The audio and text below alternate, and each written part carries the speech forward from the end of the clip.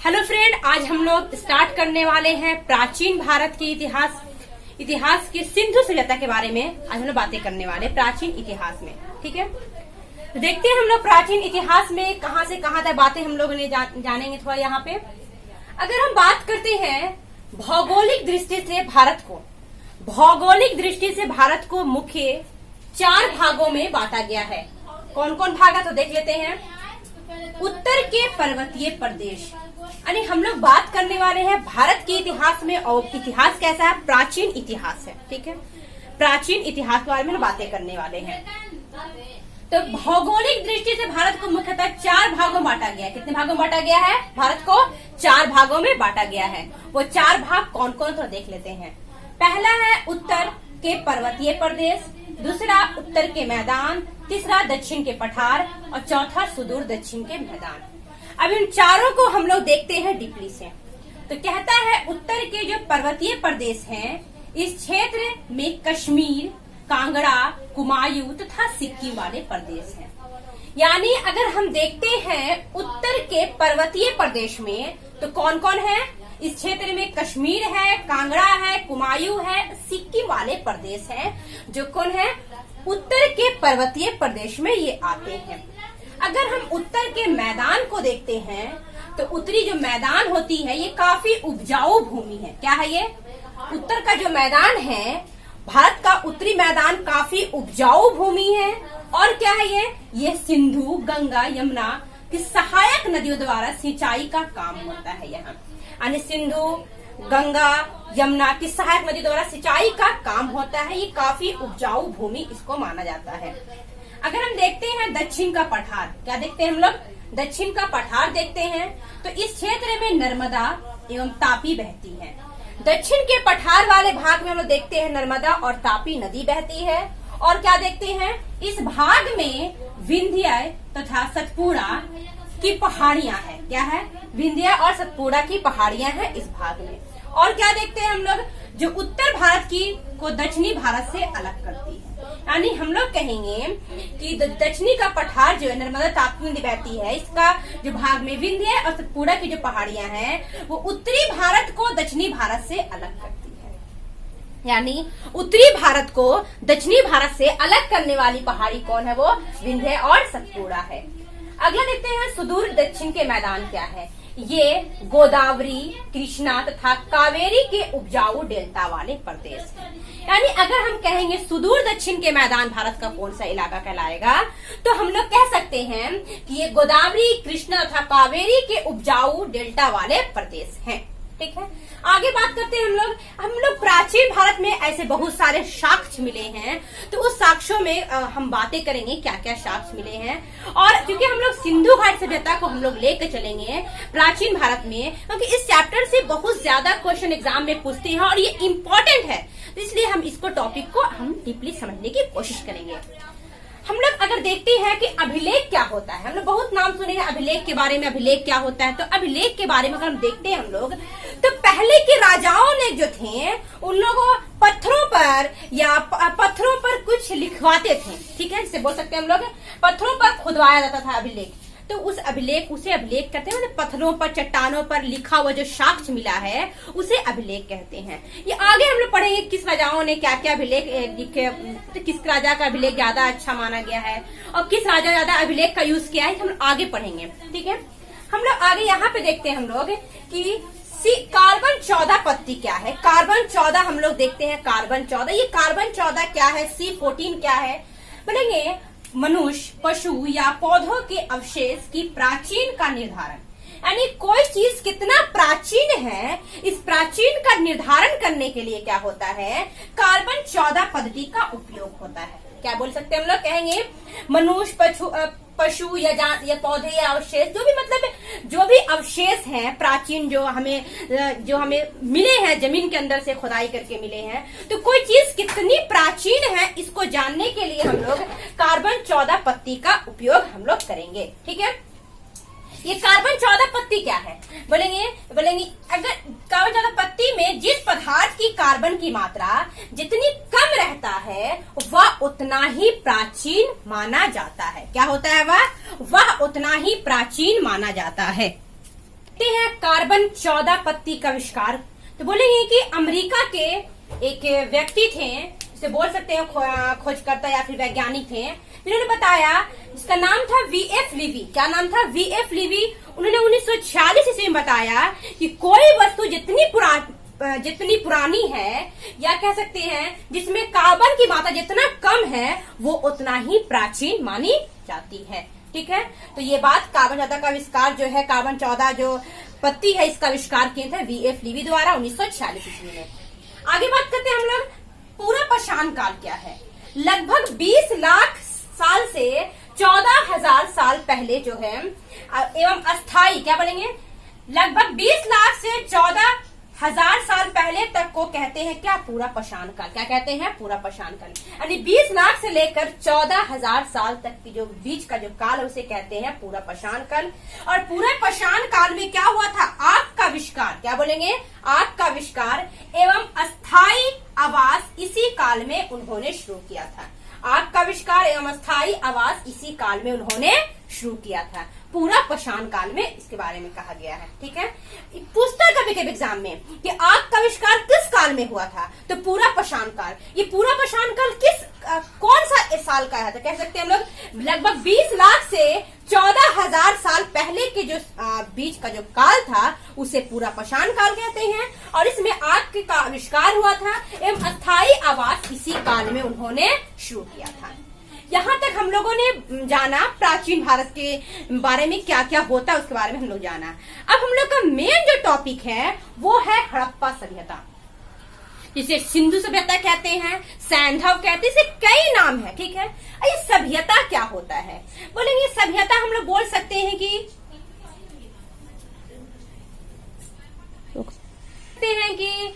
बहुत बड़े साम्राज्य में, बहुत बड़े इलाका में कोई फैला हुआ क्षेत्र है जिसमें लोग निवास कर रहे हैं, रह रहे हैं, उसे सभ्यता हम लोग मान सकते हैं। ठीक है, और देखते हैं हम लोग कि सभ्यता में हम लोग भारत में हड़प्पा सभ्यता है, और हम लोग देखते हैं इराक मेसोपोटामिया की सभ्यता है, और मिस्र में हम लोग मिस्र की सभ्यता देखते हैं, चीन की सभ्यता देखते हैं। हम लोग कई सभ्यताओं के बारे में हम लोग जानते हैं। ठीक है, तो इराक की मेसोपोटामिया सभ्यता जो है वो सिंधु सभ्यता की समकालीन थी, ऐसा माना गया है। ठीक है, आगे हम लोग देखते हैं हड़प्पा के बारे में, सिंधु के बारे में।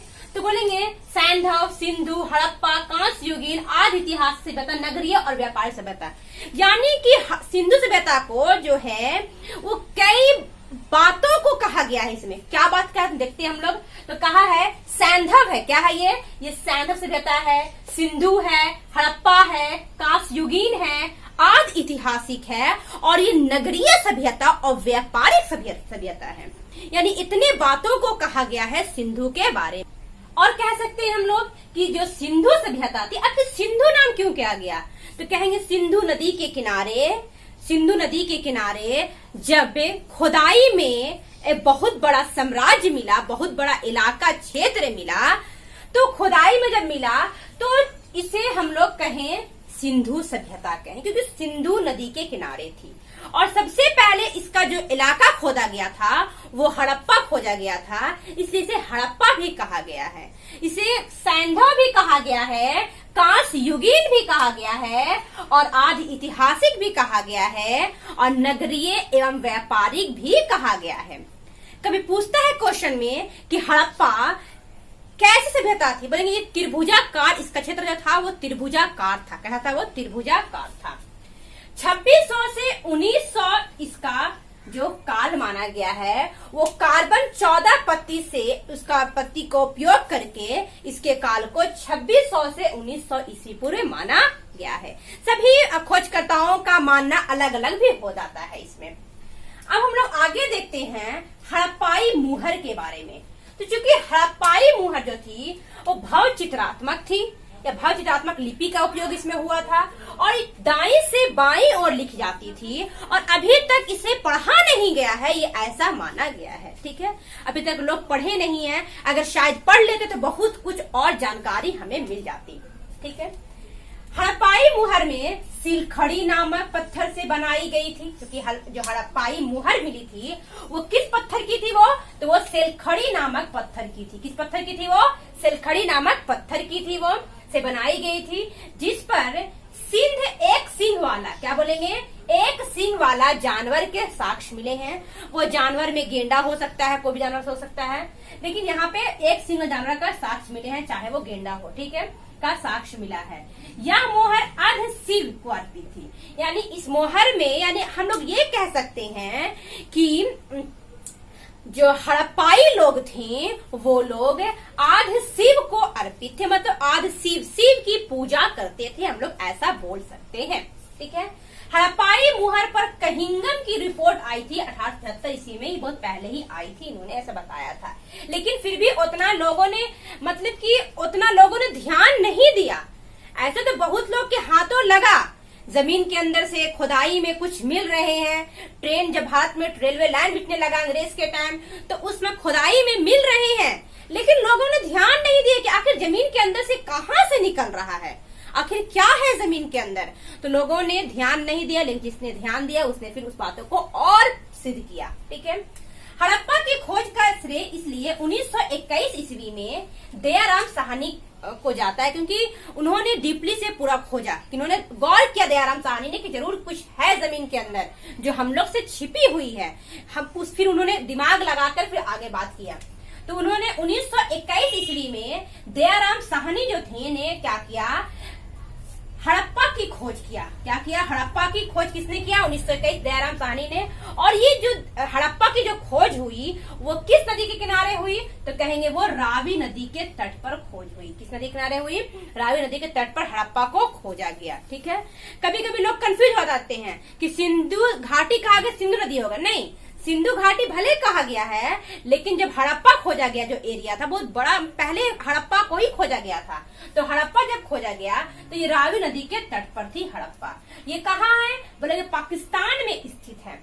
हम लोग ये बात को गौर करेंगे कि जो भी हम लोगों ने सभ्यता देखा है, यहाँ पे हड़प्पा सभ्यता हम लोग देख रहे हैं, ये पाकिस्तान और भारत के जो पश्चिमी एरिया था, इस पाकिस्तान का तो पूर्वी हो गया, भारत जो पश्चिमी इलाका था वो ज्यादा उसमें मतलब मात्रा में मिला है। यानी कि हम लोग कह सकते हैं कि पश्चिमी भारत के बारे में हम लोग ज्यादा बातें करेंगे, ठीक है।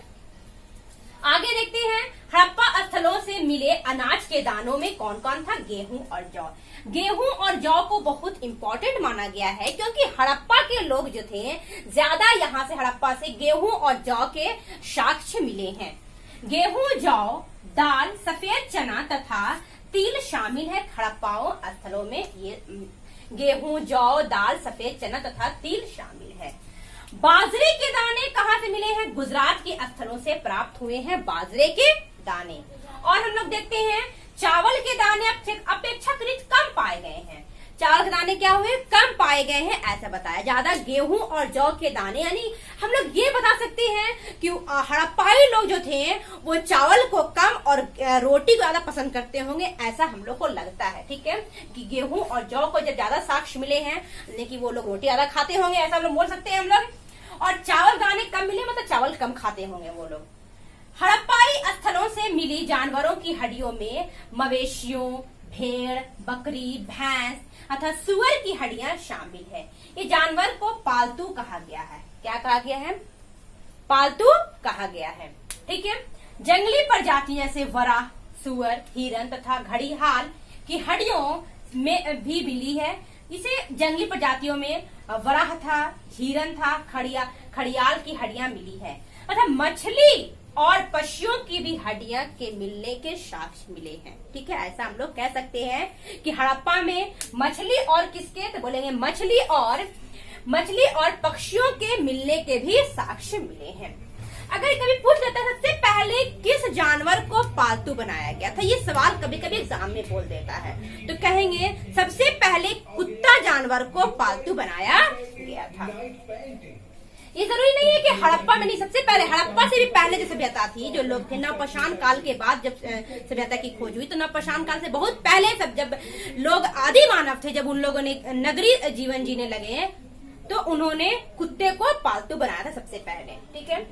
अगर सबसे इम्पोर्टेंट सवाल क्या है कि सिंधु सभ्यता के प्रमुख बंदरगाह जो है वो कौन है, तो हम लोग ये बात बहुत ज्यादा इम्पोर्टेंट है, लोथल और सुट कोतदा। लोथल और सुतकोदा जो है वो सिंधु सभ्यता के प्रमुख बंदरगाह है। कौन कौन है वो? लोथल और सुतकोदा सिंधु सभ्यता के प्रमुख बंदरगाह थे। ये बहुत ही इंपॉर्टेंट क्वेश्चन है कि सिंधु सभ्यता के प्रमुख बंदरगाह कौन थे? तो लोथल एवं सुतकोदा थे। 1924 ईस्वी में जॉन मार्शल जो खोजकर्ता थे, इन्होंने पूरे विश्व के समक्ष सिंधु घाटी की एक नवीन सभ्यता की खोज की घोषणा की। जॉन मार्शल 1924 ईस्वी में सिंधु घाटी को क्या किया? बोलेंगे एक नवीन सभ्यता की खोज की घोषणा की। और यह एस.एन. राव, किसने? एस.एन. राव लेखक ने the story of Indian archaeology में लिखते हैं, इस बात को लिखते हैं। हड़प्पा में मेसोपोटामिया की सभ्यता, हड़प्पा को मेसोपोटामिया जो इराक की सभ्यता थी, इसके समकालीन माना गया है। ठीक है, हम लोग देखते हैं सिंधु घाटी सभ्यता का सबसे बड़ा स्थल कौन सा था। ठीक है, तो कहेंगे सिंधु घाटी सभ्यता का सबसे बड़ा स्थल जो था वो कौन सा था? मोहनजोदड़ो था। क्या था? मोहनजोदड़ो। ठीक है, जबकि भारत में इसका सबसे बड़ा स्थल राखीगढ़ी है। यानी सिंधु का बड़ा स्थल जो मोहनजोदड़ो था, लेकिन अगर भारत में पूछें कि सिंधु का बड़ा स्थल कौन सा मिला है, तो भारत में कौन सा हो गया? राखीगढ़ी। क्या हो गया? राखीगढ़ी हो गया। क्योंकि भारत और पाकिस्तान का बंटवारा होने के बाद बहुत सा जो इलाका है वो चला गया, पाकिस्तान में चला गया। जैसे हम लोग मोहनजोदड़ो, हड़प्पा स्थल जो देखते हैं, सब कहाँ? पाकिस्तान में चला गया, बहुत सा अधिकांश भाग।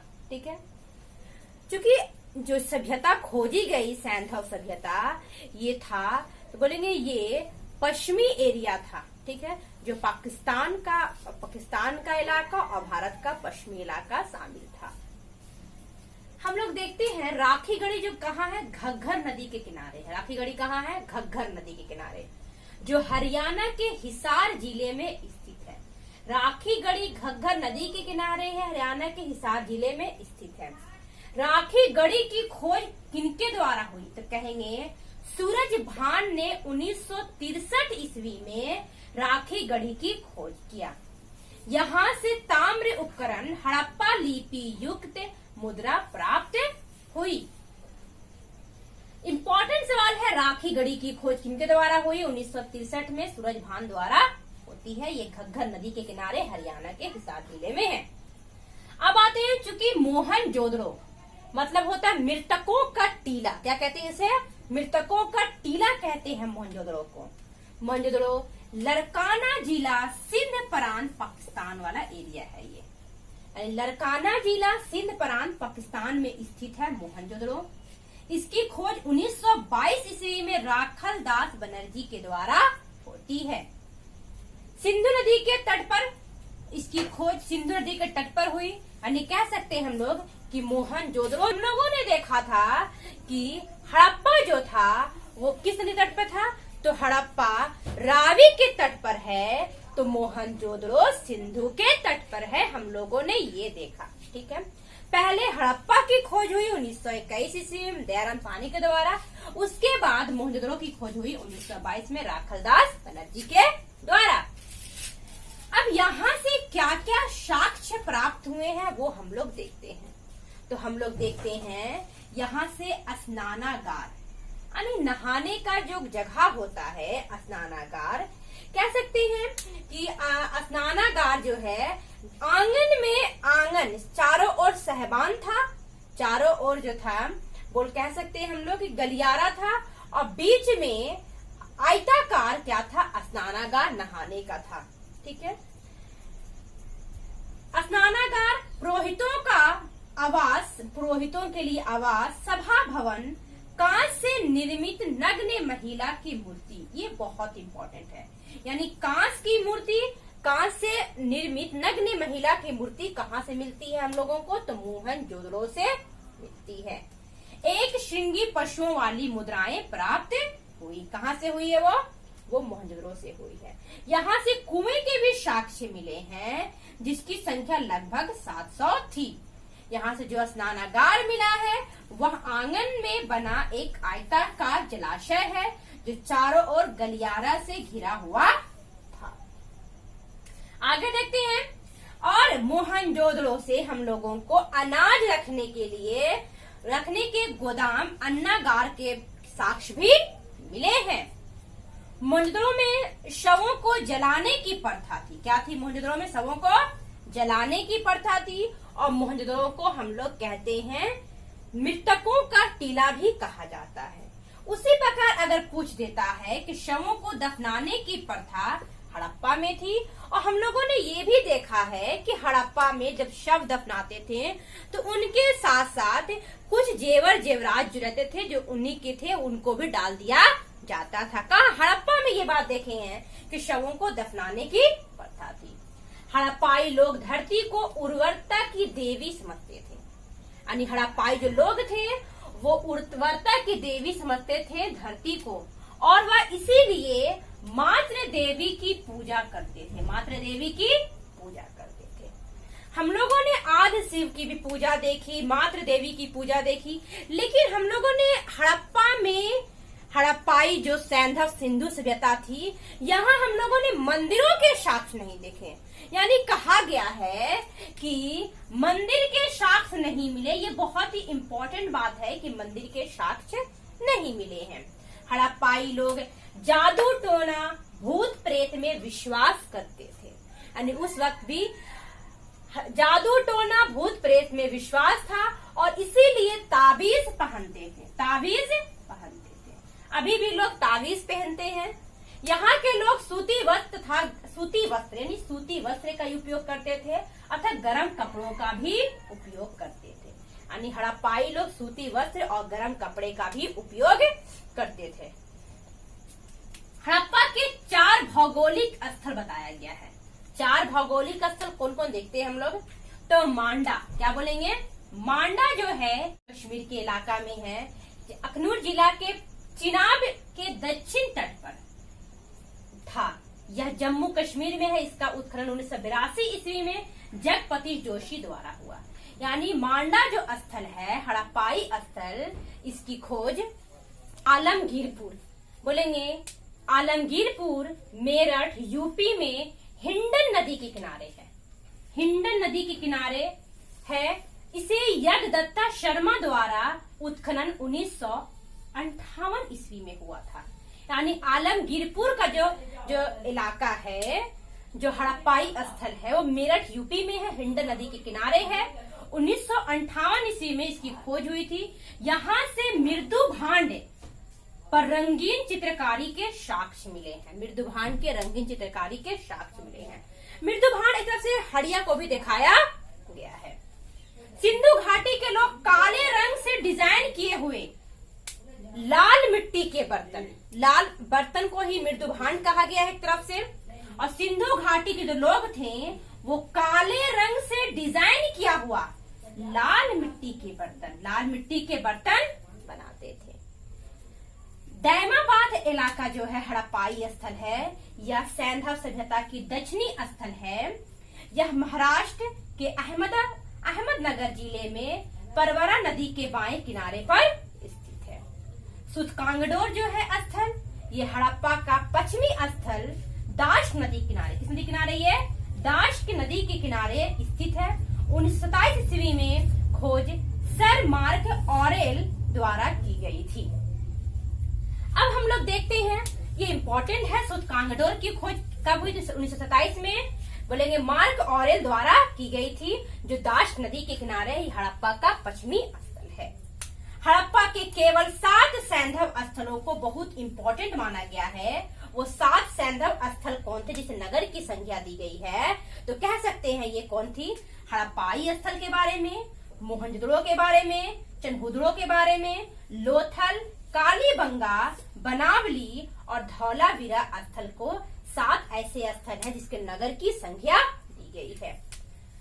पंजाब में हड़प्पा और सिंध में मोहनजोदड़ो, जिसे मृतकों का टीला, दोनों पाकिस्तान में पड़ते हैं। ये दोनों एक दूसरे से 483 किलोमीटर दूर स्थित थे, अर्थात सिंधु नदी द्वारा जुड़े हुए थे। यानी कह सकते हैं हम लोग कि पंजाब में हड़प्पा और सिंध में मोहनजोदड़ो मृतकों का टीला दोनों पाकिस्तान में पड़ते थे और ये दोनों एक दूसरे से 83 किलोमीटर दूर में स्थित थे। ये सिंधु नदी के द्वारा जुड़े हुए थे। हम लोगों ने पढ़ाई किया हड़प्पा और मोहनजोदड़ो के बारे में देखा। अभी हम लोगों ने चंदहुदड़ो, लोथल, कालीबंगा, बनावली, धौलावीरा के बारे में हम लोगों ने नहीं देखा है और इसको हम लोग अगले नेक्स्ट क्लास में हम लोग देखेंगे और इससे जो भी इम्पोर्टेंट क्वेश्चन है उसको फिर हम लोग बनाएंगे और देखेंगे कौन कौन सा क्वेश्चन एग्जाम में पूछा हुआ है उसको हम लोग सॉल्व करेंगे।